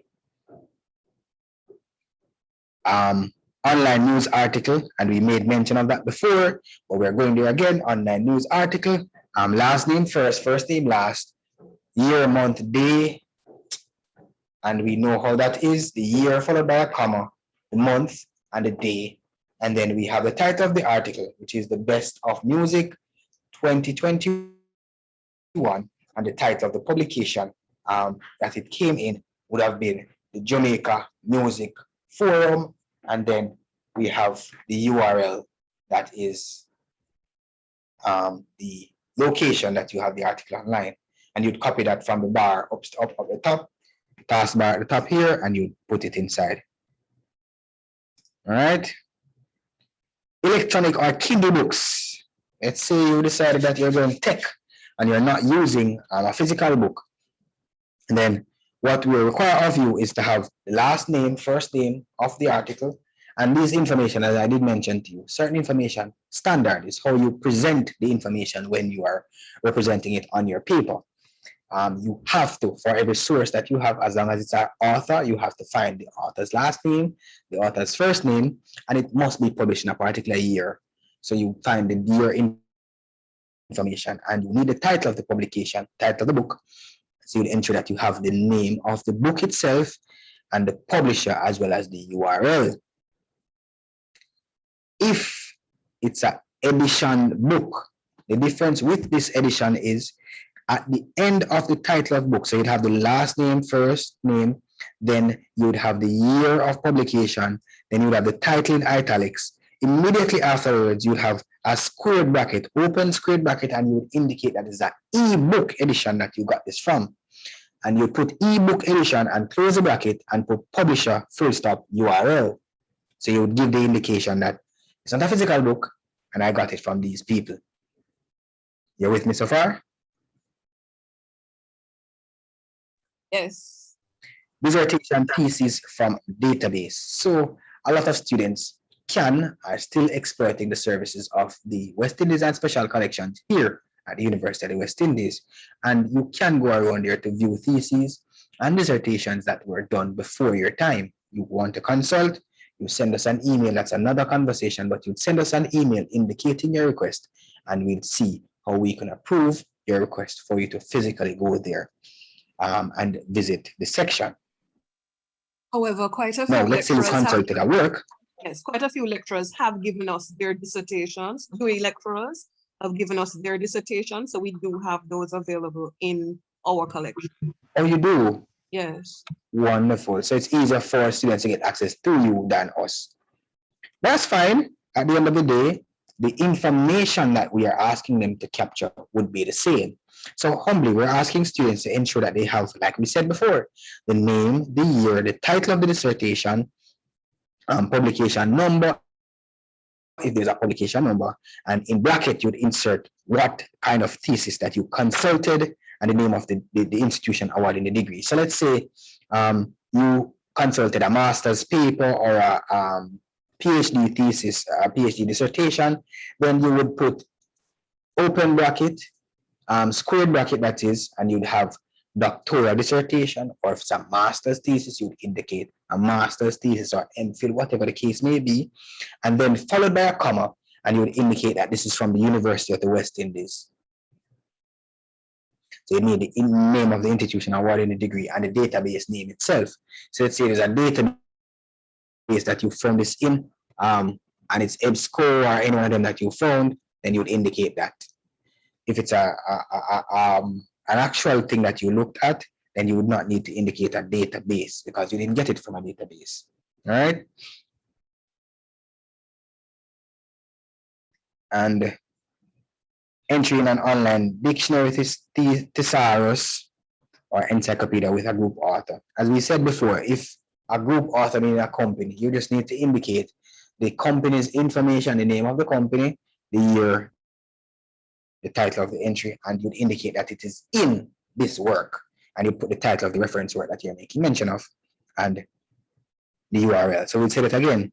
So you put the institution or the organization name followed by the year, the title of the entry, and you'd make mention of where you got it, if it's in Webster's dictionary, if it's in Webster, Merriam, Webster dictionary, etc., Oxford dictionary, etc. And you'd indicate where you retrieved it here, and you retrieved it from there. With me? Yes, yes. Wonderful. So I'll pop over to our final aspect. The visual, we have Caribbean HRD here. Caribbean HRD TV is something that. Sorry. Then I'll pop no to your audiovisual then. Sorry, my humblest apologies.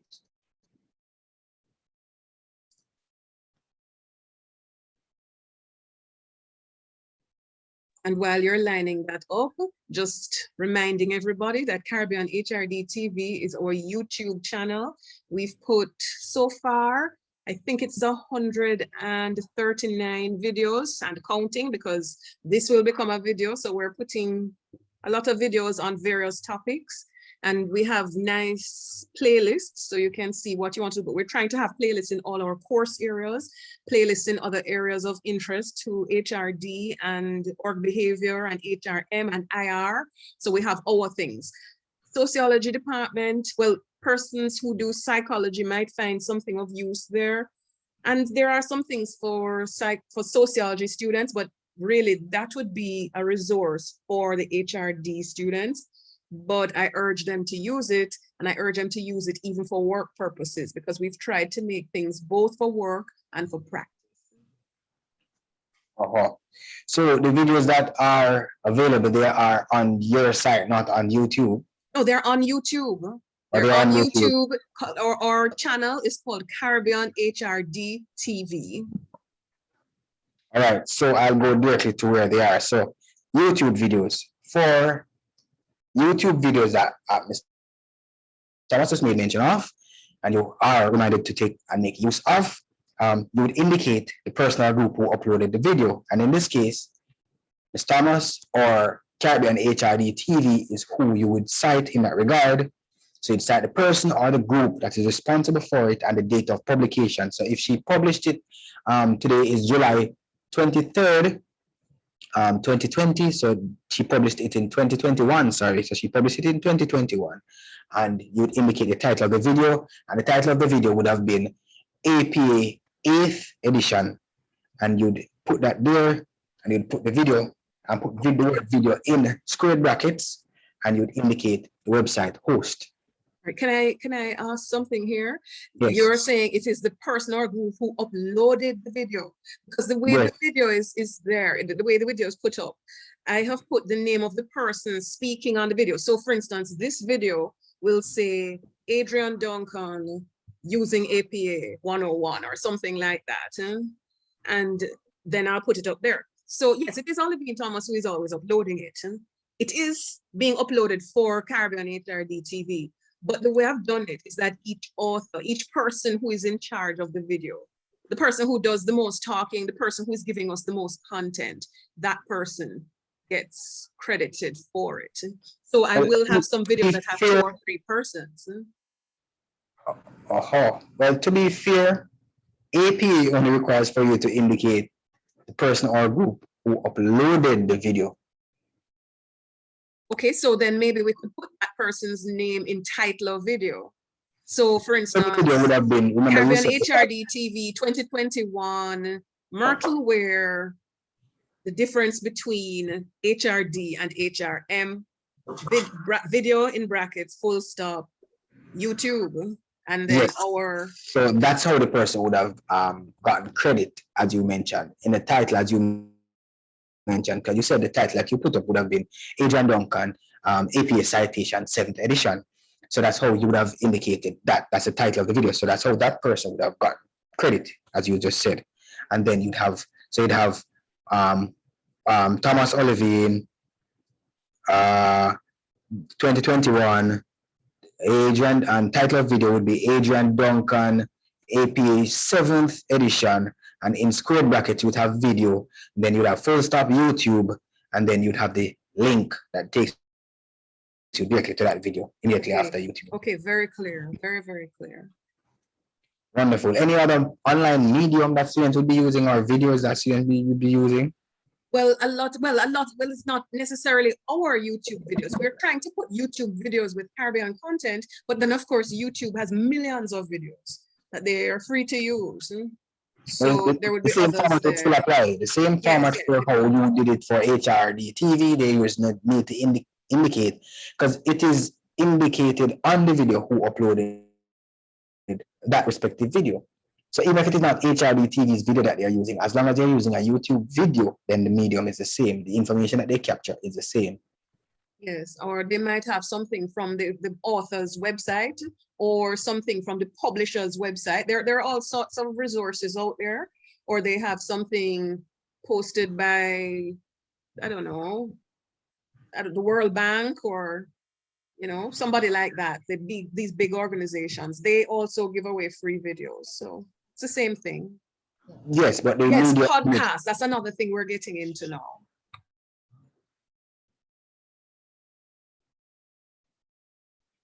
All right, so for the podcast, what is required of you is to put up the name of the person who produces this podcast. So you'd have Thomas O, and in bracket you'd have executive producer. Then you'd have the date that this podcast was published, and then you'd have the title of the podcast. The title of the podcast episode would have been Siberian Series APA Citation, and then you'd have the episode number. This is episode number 26, and then you'd have in squared brackets audio podcast episode. You would have in, and you'd give the title of the podcast now, and you'd give, like, let's say the podcast name is Yadi Culture Film Style. That's the name of the podcast, and you put in Yadi Oh, Culture. this is called Inquiring Minds. You would put in Inquiring Minds, and then you would indicate production company at the end of the day, which is you guys will be the production company or whomever is HRD unit. Yes, you would indicate that aspect of it and just put the URL immediately after that. Fair enough? Very, very clear. Very, very clear. Wonderful. So I think that sums up what we are to look at. Well, you can just move slowly for the film and TV, so they can actually just witness those, just in case somebody comes up with a film or TV or video. Problem. An example is on your, let me start here. An example is on your screen for a film or a video.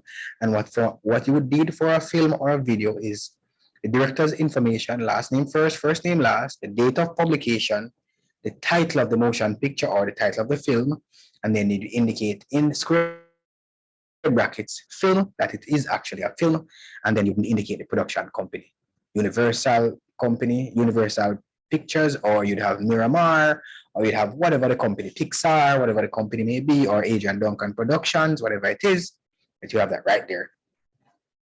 The difference with the language is you'd indicate the title of the motion picture in the original language, and then you indicate in bracket that this is a translation, or you translated the title immediately before you put the word film. So that's the only difference that you would have there. So the title of the publication, if it's in the title of the video, sorry, if it's in Arabic, you would put it in Arabic just the same. If it's in Spanish, you'd put it in Spanish, and then you'd put translated title in bracket, and then you'd put the title, which is just translated title, meaning when I said translated title, I mean you're going to translate it and put the translated title in the bracket. Then you put the word film, then you have production company immediately afterwards. Fair enough? Yes, that is very clear. TV series. TV series is actually similar to what we just said a while ago. You have the executive producer, with the name of that person, then you have the date, range of release, and then you have the title of series, meaning if it's a TV series, whatever title of the series it is, then you just put that there. So let's put that into context. So let's say you had Sherman Palladino A and Palladino D, they are executive producers, and they started this production in 2017, and it's still going on. This is The Marvelous Miss Maisel. That's the title of the series.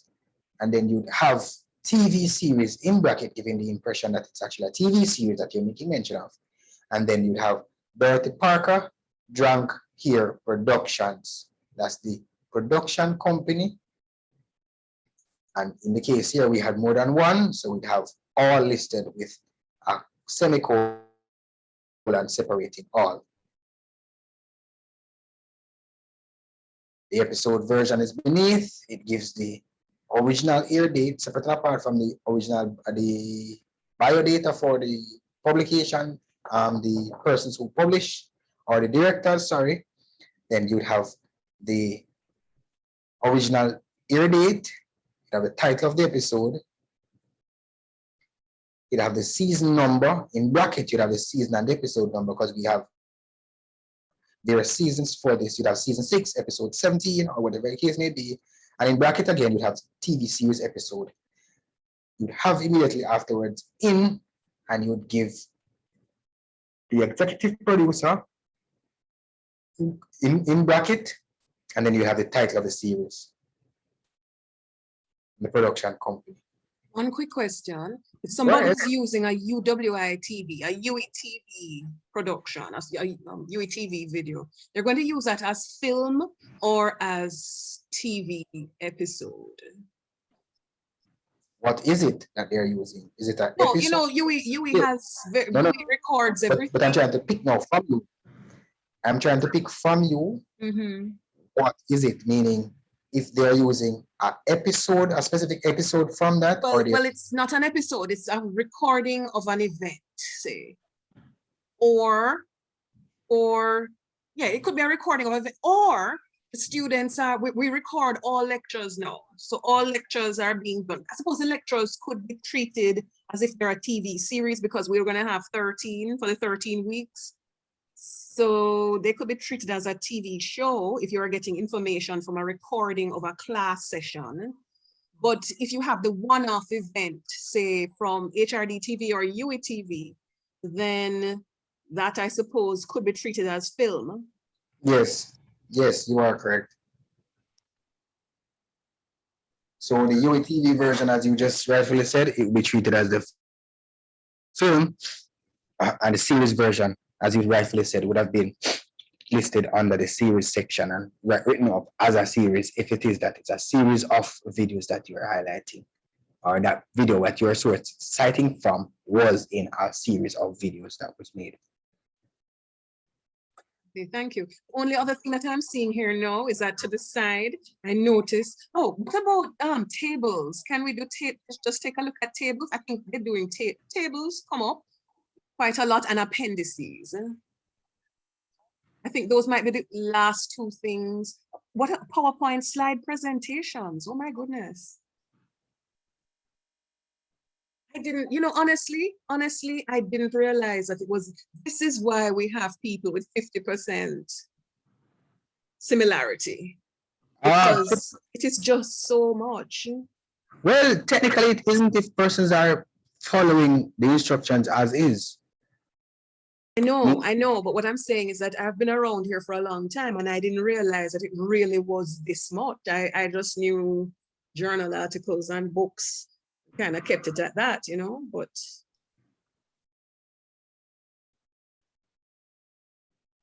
All right, so what from a table would you like? Because to be fair, a table, what we would indicate in the table is where the table number would be indicated. A table is not a set format of how one drafts a table.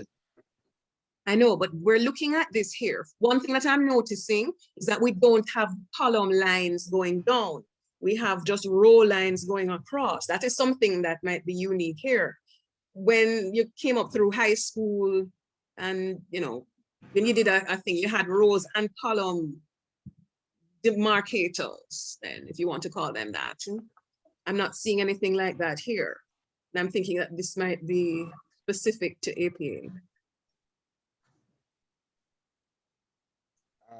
I don't think I understand that what you just said a while ago.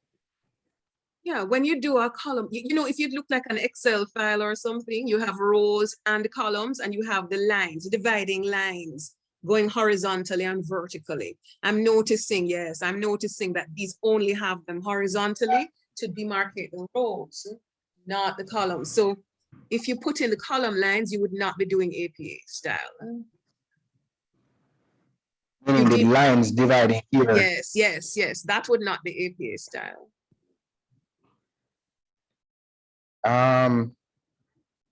Like I said, I couldn't speak to that aspect of it in the sense that the respective tables, there are variations to tables. This is an example that they're using. So I would not establish to say that you cannot put lines in the side there that you just rightfully said.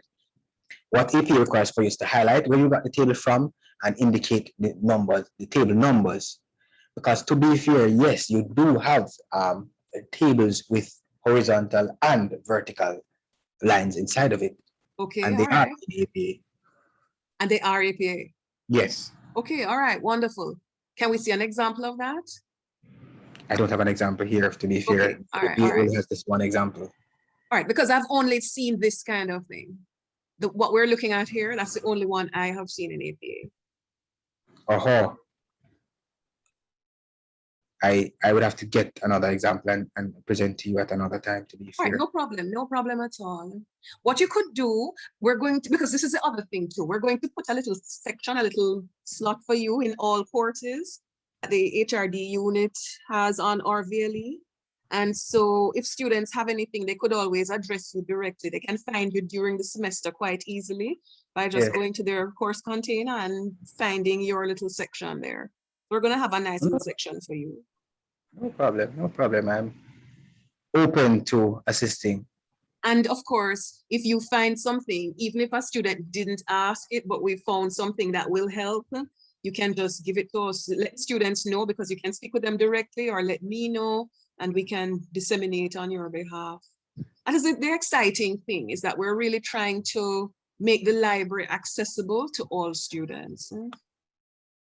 We're grateful. We would appreciate our students benefiting from the library and its resources, its services, and staff members' knowledge. So yes.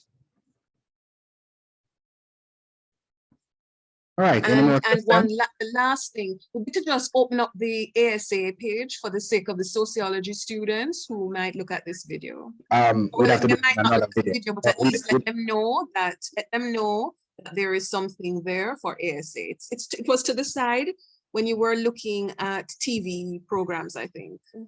Was further down. We'd have to do that in another video, though. No, nothing. I understand. Just open it up so that they see that there is something there for them. So we'll cut this video. We're not discussing it, just for them to see where they go to find stuff. At the same owlpurdue.edu, they can find things for ASA. All citations would be on the side here. All you need to do is click on the site. So once you go, I'd have to go back to the home page to get you all Purdue, and then you search for the respective citation. All citations are on all Purdue. Would that be ACS, ASA, Turabian, Chicago Author Date, Chicago 7th edition, generally, 17th edition, generally, Chicago Author Date, Notes, Bibliography, ACS, Vancouver, Harvard, and all are on. We can do another session. Unfortunately, this has gone way longer than I anticipated. This is now 3 o'clock, and I have another appointment, so that's why I'm saying we have to cut this one here to be fair, limited to the understand we're doing. No, understand fully.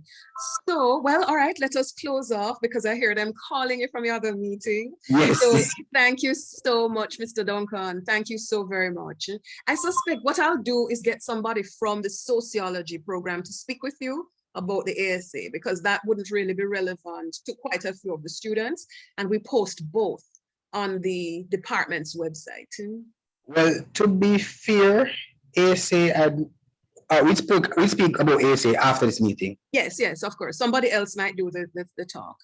Yes. Okay. All right. Well, thank you, as I said, so very much for facilitating us. I really, really appreciate this. This has been so helpful. All right. So walk good, my friend. Walk good. Thank you. You're welcome. You're welcome. It's always a pleasure.